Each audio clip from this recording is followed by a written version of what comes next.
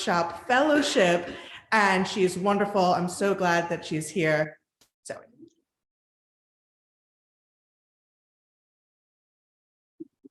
good morning, everyone. Okay. So a couple of weeks ago, I came to you with a request to support the work that other UU young adults and myself are doing around calling on our faith denomination to divest from all fossil fuels.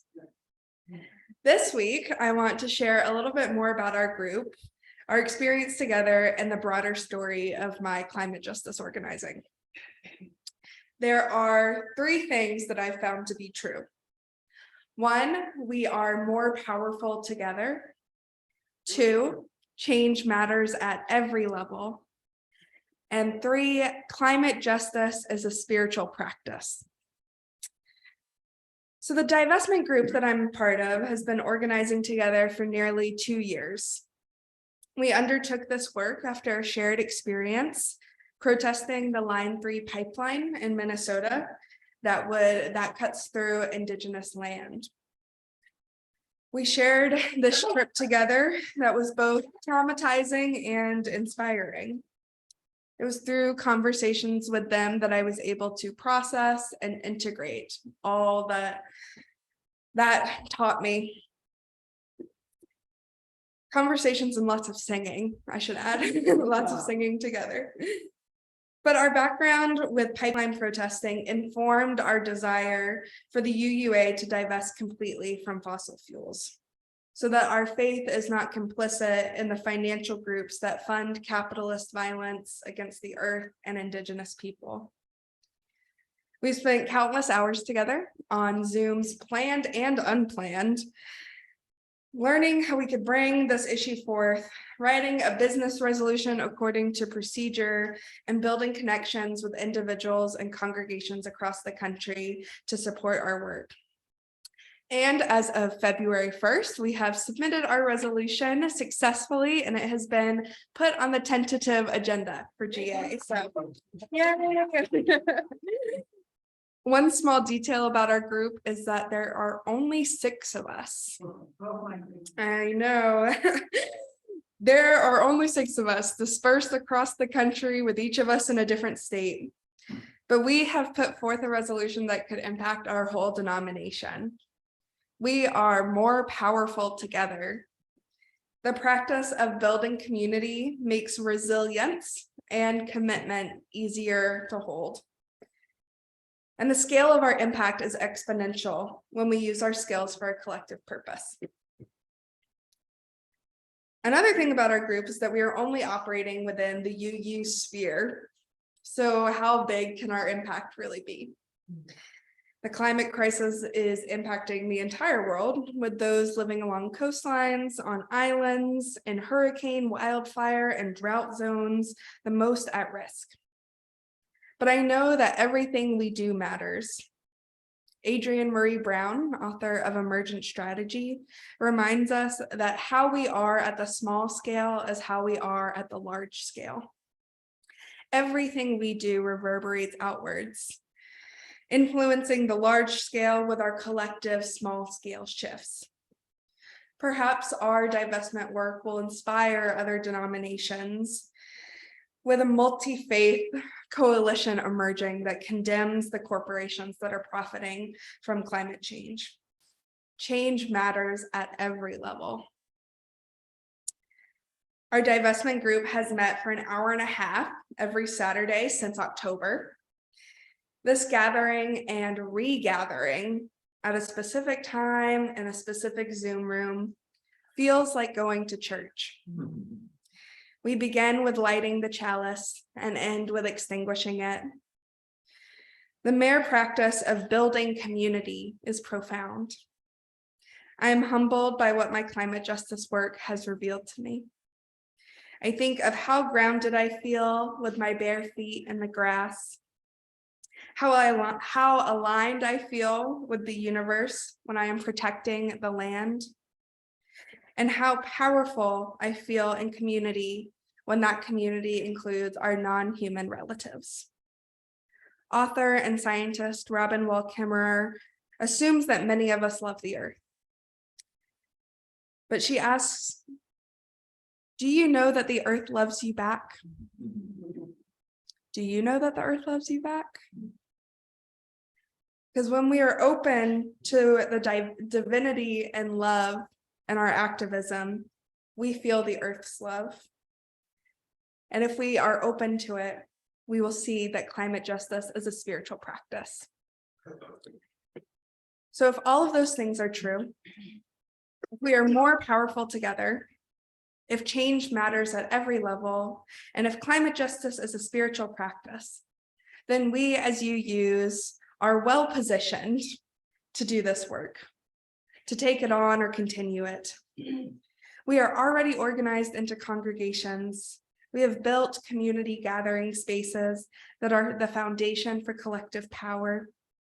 We can make change happen within our congregations and take these lessons to the other groups that you are part of. And we can hold the spiritual aspect of climate justice together through services like this one, rituals, grieving spaces, and celebrations. We are people of faith who are ready to use our collective skills to respond to the climate justice with love, resilience, and power. Thank you.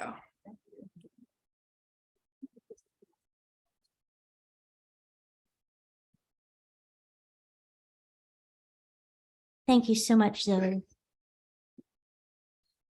Let us now enter into a deeper sense of connection and interconnectedness through the exploration of reflection, ritual, and embodiment. In the writing that Rachel Meiselby, a climate organizer, gifted for this week's 30 Days of Love theme, she reflects on how, when she rests and allows herself to reimagine one of the 4 R's of organizing: resist, reform, recreate, reimagine, her heart is nourished. And that when she engages in each of these R's, it creates the foundation for resilience. Resilience, that energy that Reverend Leah Anguri describes as faithful certainty in the sharing she offered for this week. When I find that my resilience is waning or becoming low, there are a few practices that I engage in, and I'd like to share a couple of them with you. First, I look for people to admire. I look for folks who are making positive changes in the world, changes that, as Rachel writes, benefit marginalized communities. For the last week, I've been thinking about the work that Amy Rose Bohl does. She is I'm going to pronounce this correctly, Penobscot Abenaki person, and she founded the Virginia Free Farm in Kent Store, Virginia. Their website notes that their mission is to provide free, nutritious, responsibly produced healthy food to our neighbors in need. We also supply plants, seeds, chickens, and ducks to community gardens with an eye toward making our food shed more resilient and self-sufficient. With their seed program, they provide native seeds to gardeners and training for how to grow specific plants. Amy Rose also advocates for saving seeds as a way to preserve or save native cultures. As she has shared, so when I advocate for seed sovereignty or food sovereignty, not just for native people, but for all people in my community, because if you can provide your own food and take care of yourself, you are less controllable. You're sovereign. You can feed yourself. You don't need anyone else to provide for you. And that's important. When I hear Amy Rose speak, I'm inspired and more hopeful because these are tangible ways to empower people and maintain our native seed banks. This is so important because, as Amy Rose has explained, our rare seeds are becoming scarce or extinct. In fact, last year, she thinks she was one of only 1 US growers of a specific pumpkin. So as Emma Rose says, the seed is power. I also engage in spiritual practices that connect me to the motherly earth. Whenever I can, I take walks along the Schuylkill River. Walking near the river grounds me and reconnects me to nature's rhythm. It also reminds me that each of us is a steward of the health of our water. When it's too cold to walk, I usually ensure that the 4 elements are represented in my home. In an area where I have my altar, you'll usually find leaves for air, candles for fire, a small vial of water from my home congregation, and crystals and flowers for the earth. I breathe in the energy of these items whenever I feel uncertain or need to strengthen my connection to the goddess or the feminine divine, or to ground myself in something larger than I am. So from this space of reflection, I invite you to ponder, who are the folks that you admire for making positive changes in the world? Who are those folks? Think about it for a second. And as you feel comfortable, I invite you to say their names aloud. So I'm going to say Amy Rose and Zoe. Do you have any you would like to add so that we fill the space with their names? Yes.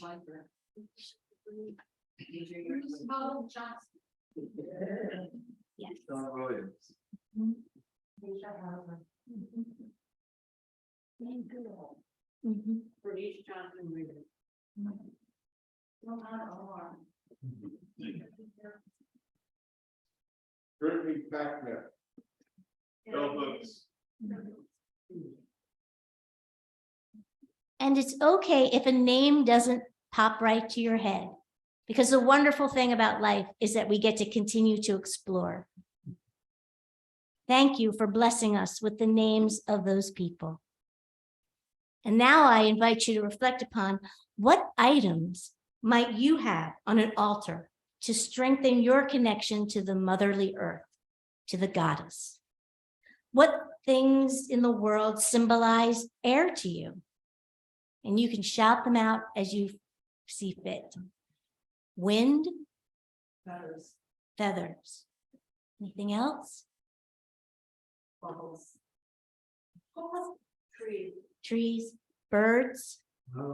Water.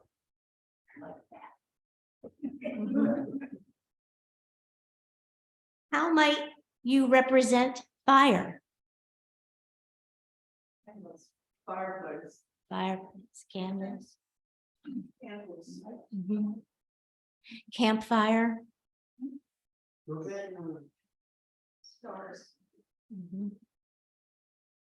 How might you represent water? Seashells. Lake. Mhm. Swimming. Small pond. River rocks. And how might you represent earth? Salt. Pine cone. Sand. Terracotta. Mhm. Moss. Clay. Trees. Mhm. So now from this place of openness, inspired by the people who do positive change in the world and the way that we can connect with motherly earth, we're going to explore embodying our connection to the goddess as Annie leads us in a chant. So you can explore embodiment in several ways. And we invite you to choose the way that feels most comfortable. You can walk in a circle around the sanctuary, sway as you sit in a pew, pat your heart, or travel the finger labyrinth that we brought in. We made copies. And you could even do the arm movements that Julie is going to demonstrate in a few moments. Whatever makes you feel most comfortable, go ahead and try that for today. And after finishing the chant, we're going to return to our seats and take a few moments to breathe in the room's energy. Annie, would you please lead us in the chant now?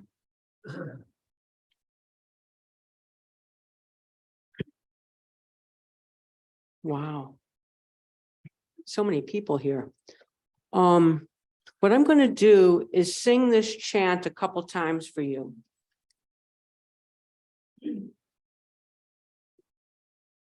I'm going to sing it a couple of times for you. Then I'm going to teach it to you. Okay?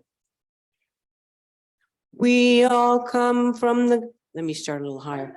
We all come from the goddess, and to her we shall return like a drop of rain flowing through the ocean. We all come from the goddess, and to her we shall return like a drop of rain flowing through the ocean. Oh, I think that you all have got it. All right, we're just going to sing it. And we all come from the goddess, and to her we shall return like a drop of rain flowing through the ocean. We all come from the goddess, and to her we shall return like a drop of rain flowing through the ocean.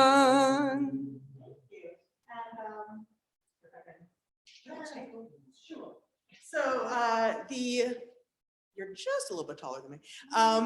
So a few ways to embody this, if you wanted to walk around the sanctuary like a current of water, if you wanted to breathe in and stay still, feeling the ripples of your breath throughout your body. We also have, if you want to sway like water swaying in the breeze, or if you want to stay seated, but do a little bit of more motion, I have, so we're a lot tighter than I thought we were going to be. So the arm motions I came up with for this were, we all come from the goddess, and to her we shall return like a drop of rain flowing through the ocean. Yeah, y'all got it. So we all come from the goddess, to her we shall return. Oh, nope, did it wrong. We all come from the God. No, because we got to end up here for the rain. So start up here. Y'all got it in the back. You should be leading it. We all come from the goddess, and to her we shall return like a drop of rain flowing through the ocean. So however you feel moved to move, I'll let Annie come back up. I'll be leading the, yes, thank you, Bruce. This way, like you're lining up for joys and sorrows. You just keep going. And I'll let Annie song lead. We all come from the goddess, and to her we shall return like a drop of rain flowing through the ocean. We all come from the goddess, and to her we shall return like a drop of rain flowing through the ocean. We all come from the goddess, and to her we shall return like a drop of rain flowing through the ocean. We all come from the goddess, and to her we shall return like a drop of rain flowing through the ocean. We all come from the goddess, and to her we shall return like a drop of rain flowing through the ocean. We all come from the goddess, and to her we shall return like a drop of rain, flowing through the ocean.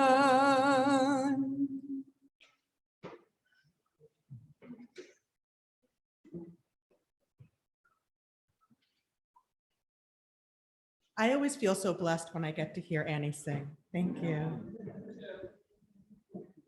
So for the, there we go. For the past month, upstairs in Hale Hall, the youngest members of our community have been learning about love in action, very similar to the way that we've created worship today. Each week, we've heard a story about the justice work we were focusing on that week, whether it was electoral justice, LGBTQ, gender and reproductive justice, decriminalization, and climate justice, which we all experienced together today. 30 Days of Love grounds these social justice causes with resources every organizer needs in their toolbox. Reminders of interdependence and how we are all connected, embodiment and noticing how our bodies feel as we move through the world, healing and how to tend to inevitable pain, and finally, resilience and how to carry on. 30 Days of Love offers us not only the what of our social justice, but arguably more importantly, it offers us the how. And in our RE room, we focused on two more questions: who and where? And we answered those questions with us and here. While we were expanding our understanding of love, we had many guest visitors from this community come and share their personal experiences with us. And we mimicked that experience today with Zoe. In our RE room, we had Courtney Hyanrisi come to talk about our community fridge and how RE could be involved with that project. Craig Stevens and Tim Steyer shared their experiences with their work on the past midterm elections. They also created with us this very silly dance that was like wiggling our ears and our toes. It looked a little something like this. I can't wiggle my ears, so I had to do it like this. It was, yeah, we had a lot of giggles and wiggles that day, similar to how Zoe was saying, conversation and singing, right? It's laughing together is just as important as learning together. Annie Gahab joined and talked to us about how love is love is love. And Bruce Pollock Johnson volunteered to share the story of his friendship with Terry, our beloved incarcerated member of our congregation, as well as share the climate justice song with us today with the help of his wife, Linda. We deepened not only our understanding of justice work, but we also deepened our congregational relationships. After all, we know before we jump to engage in justice work we just learned about, we should pause and build relationships with people who are already doing the work. This includes learning from their wisdom and giggling as we wiggle together. So this past month, we answered what, how, who, and where. Can you guess the last question that we also answered? Very good, gold stars all around. Why? We grounded our work in the embodiment and resilience that was gifted to us from the 30 Days of Love, and also in our principles, in the inherent worth and dignity of every person, in the right of conscience and the democratic process, in justice, equity, and compassion in all human relations, the interdependent web of all existence, and in journeying towards spiritual wholeness by working to build diverse, multicultural, beloved community. Our resilience as Unitarian Universalists is sharpened by the fact that our work is rooted in how our faith calls us to move through this world. As Zoe said, it is a spiritual practice. So we've answered what, who, how, where, and why, and I have one more question for you. Now what? What do we do now that we've begun learning and building relationships? Well, I'll tell you what we're going to do in RE. We're going to get involved and continue to nourish those relationships. So during the 30 days of love, along with learning all of these themes gifted to us by the curriculum, the youngest members of our community have also been designing what our community fridge can look like to make it more welcoming to the community. So they've voted on phrases to include, like, you are loved, eat. I love that one. That was just real direct. And also take what you need. They've brainstormed images to include like hearts, peace signs, fruits and veggies. And in the upcoming weeks, we'll be painting and decorating the community fridge, putting love into action right here in our community. And if you're wondering, it's never too late to start your 30 days of love journey. There are reflections, prayers, grounding exercises, and more for each week of 30 Days of Love this year. And I encourage you to check them out on their website, sideoflove.org/30 Days of Love 2023. I hope you take today's faith development exercises in worship to inspire you to take the journey that our children have taken this past month. Let us expand our understanding of love, build relationships, get involved in our communities, not just during the 30 days of love, but all 365 days of love in our year.